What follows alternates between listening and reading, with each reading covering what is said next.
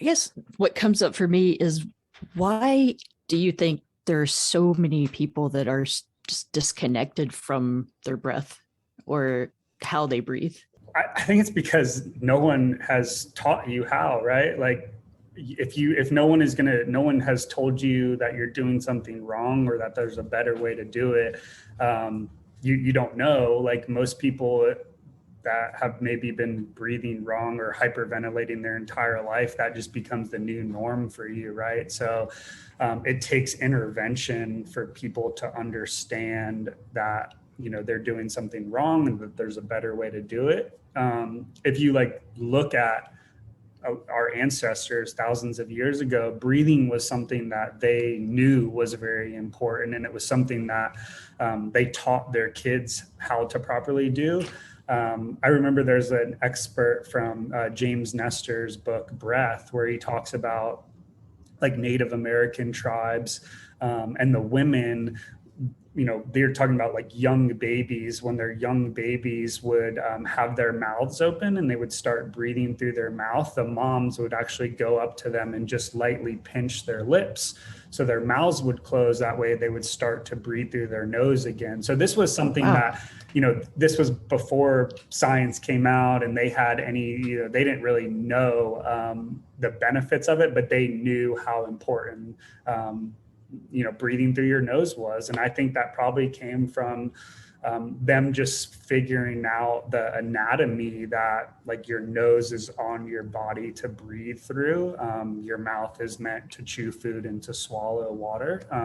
And so they somehow made that connection and knew how important it was, you know, prior to science kind of proving it out for us. Wow. It's just mind blowing. Yeah, I think there's if you look for the tracks here, there's definitely a history with the connection of breath work in ancient times, right? So um, yeah, it's so we're starting to see a melding of ancient tools or philosophies with modern science, Yeah. bringing it together and really being able to analyze and show the benefits. I know James talks a lot about too. I think this is probably one of the bigger factors that we see so many people like habitually breathing through their mouths now, is the modern diet, and soft food and soft palates has really kind of deconstructed our jaw shape and our jaw size. And what it's done is kind of like pushed your jaw back towards the back end of your skull, which has really pinched your nasal cavities. So it makes it harder for people to breathe through their nose.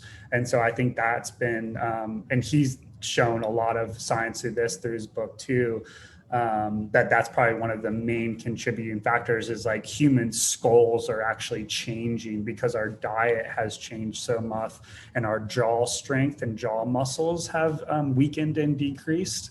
And so again, it's just kind of like made your actual nasal cavities smaller in diameter. So people are forced to breathe through their mouth now.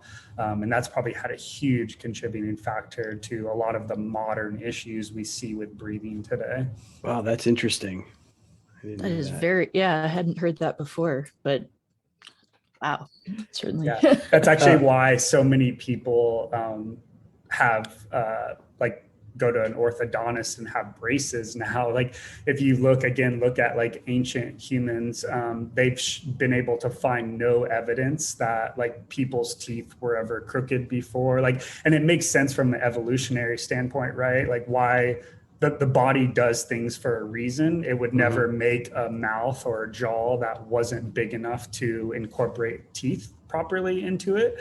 And again, they think just because our jaw shape has changed so much, that's actually making our teeth come in jagged and crooked. And that's why people have to get braces. And now they're showing that braces are super bad for you. So it's just like, it's one thing after the other, where unfortunately, again, in modern science, we tend to put a band-aid on things instead of looking at the root cause and root Mhm. problem and trying to go after that.